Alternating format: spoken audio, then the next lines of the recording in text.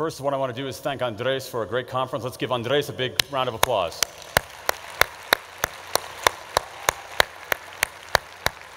Now, what I want to do here this afternoon is talk about not a big idea, but actually kind of a small idea. It's a small idea. It's a small idea for something that you can do to be a little bit more like some of the folks we saw up here, more like Adrian, more like Alexa, more like Jonathan and the people who were creating those great companies. And I want to explain this one small thing that you can do by telling you a story. And the story is about these guys, Andrei Geim and Konstantin Novoselov. How many people have heard of Andrei Geim and Konstantin Novoselov? Let's see a show of hands. Okay, looks like less than half of you have heard of Andrei Geim and Konstantin Novoselov. Let me tell you who they are. A few years ago, they won the Nobel Prize in Physics. They won the Nobel Prize in Physics. They isolated something called graphene.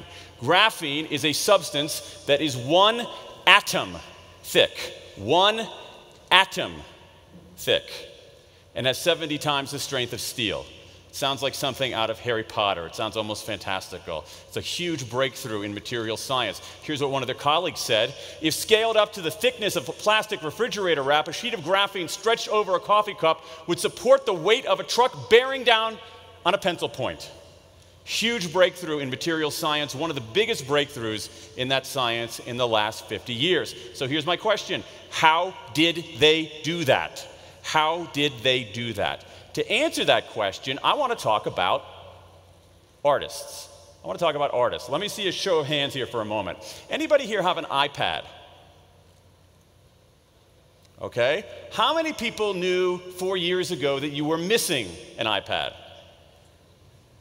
That's actually a pretty serious question, because today in the economy, the most important cognitive skill is that ability, the ability to give people something they didn't know that they were missing, the ability to iterate something entirely new. That's the most important cognitive skill today. That's what all these folks you just saw have done. They have given the world something it didn't know it was missing. So that's what artists do. That's what painters do. That's what poets do. That's what sculptors do. So how do artists do that work? What motivates artists to do that sort of thing? It turns out there's a rich body of social science on this question, and I want to tell you one study that I think yields that one small thing, a little bit dangerous, that you can do.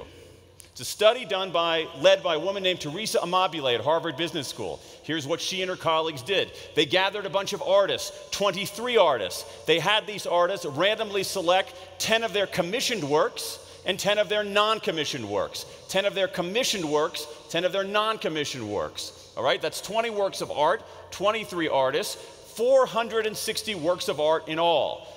Paintings, sculptures, works on paper. She assembles these works of art, and she has a panel of art experts come in and evaluate these works of art.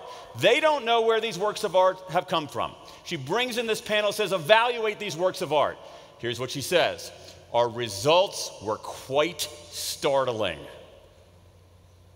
Now, for those of you who don't read social science journals, you should know that this is about as exuberant as these guys get. Our results were quite startling. The commissioned works were rated as significantly less creative than the non-commissioned works, yet they were not rated as different in technical quality. Let me rephrase that. Here's what happened. The technical quality of the works, commissioned and non-commissioned, was very, very high. These are people making a living in the fine arts. They know how to do their work. But over and over again, it was the non-commissioned works that were the breakthroughs. The non-commissioned works, works where people said, I'm just going to try something. Not the works where someone said, I'll give you some money for it. The works where they were just trying stuff over and over again were the ones that were breakthroughs. Why was this? She was puzzled by this, right? Someone's getting paid a commission to do something, and the things that they're not getting paid a commission for are more creative. She goes back and she interviews the artists, and they keep using the same word in English, constraints, constraints. A few constraints are fine, they define the project, but past a certain point, these artists said the constraints, the painting has to be this big, it has to have a horse in it because I like horses, it has to match my green sofa, I need it on Tuesday. Past a certain point, they said those constraints were so constraining that I could do a good job, but I couldn't do a great job. Why am I telling you this? Remember, one, we all want to be like artists, right? We all want to come up with something the world didn't know it was missing. But second, the most important thing, if we look at our organizations, our businesses, our nonprofits, our schools, there is no non-commissioned work. Everything we do on the job, everything we do at school is commissioned work. But maybe there's a better way. So let me tell you a movement that's afoot out there. Take this company, Atlassian. It's an Australian software company. They do something really cool. Once a quarter on Thursday afternoons, they say to their software developers, for the next 24 hours, go work on anything you want, as long as it's not part of your regular job. Do it the way you want, do it with whomever you want, do whatever you want. The only thing we ask is that you show what you've created to the rest of the company on Friday afternoon. They call these things Fedex Days, because you have to deliver something overnight. They actually called them Fedex Days because a few months ago they got a cease and desist letter from FedEx's lawyers, so they now call them Ship It Days. It turns out that this one day of intense, undiluted autonomy has led to a whole array of fixes for existing products, ideas for new products, improvements to internal processes that had otherwise never emerged.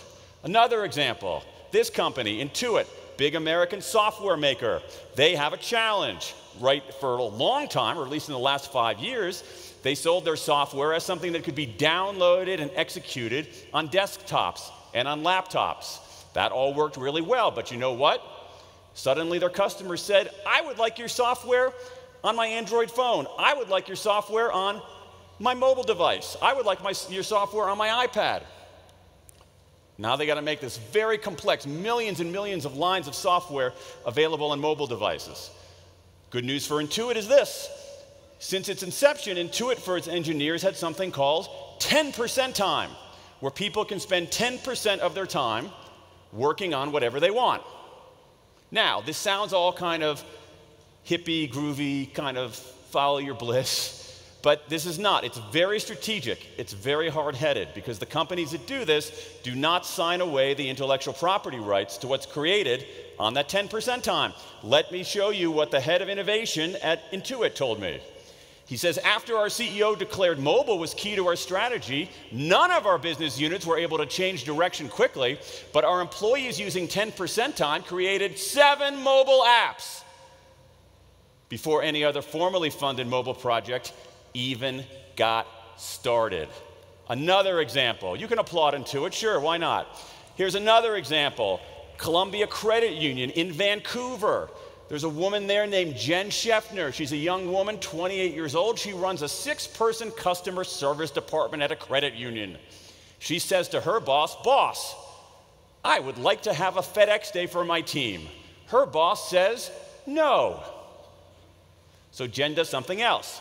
She tells her 6-person team, these are people who answer the phone from customers. Here's what credit union members actually, here's what I'd like you to do. Take an hour every week and leave the phones. Go somewhere else. Think about a better way to run this place. Think about something we're not doing for our members that we should be doing for our members. Think about something in this organization that we can improve. And you know what? I'll cover your phones during the hour you're away. She calls these things the genius hour, 1 hour a week. Lo and behold, this little unit in this credit union is coming up with all these great ideas. What do these things have in common? It's non-commissioned work. Intuit, 90% commission work, 10% non-commissioned work. Atlassian, 361 days a year of commission work, 4 days of non-commissioned work. This credit union, 39 hours a week of commission work, 1 hour a week of non-commissioned work. Do you see a pattern here? This is where the world is going. And that leads us back to these guys, Andrei Gaiman, Konstantin Novoselov. They have a laboratory at the University of Manchester in the United Kingdom. They have all kinds of work to do. They write grants to get research. They have papers due in academic journals.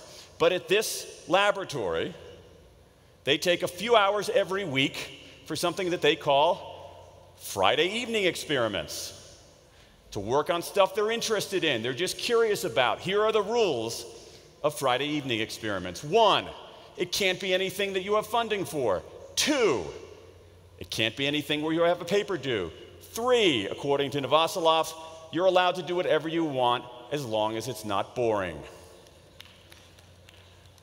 It turns out, so 2 or 3 hours a week to work on stuff they're interested in, stuff they're curious about, and they usually do them on Friday nights because they're physicists. They made their breakthrough on graphene not in their regular work, but in their Friday evening experiments. Think about that for a second. They won the Nobel Prize in Physics. That's pretty good, right? If one of my kids called me up in 20 years and said, "Hey, Dad, I just won the Nobel Prize in Physics," I would say, not bad, right? That's pretty good. They won the Nobel Prize in Physics for non-commissioned work.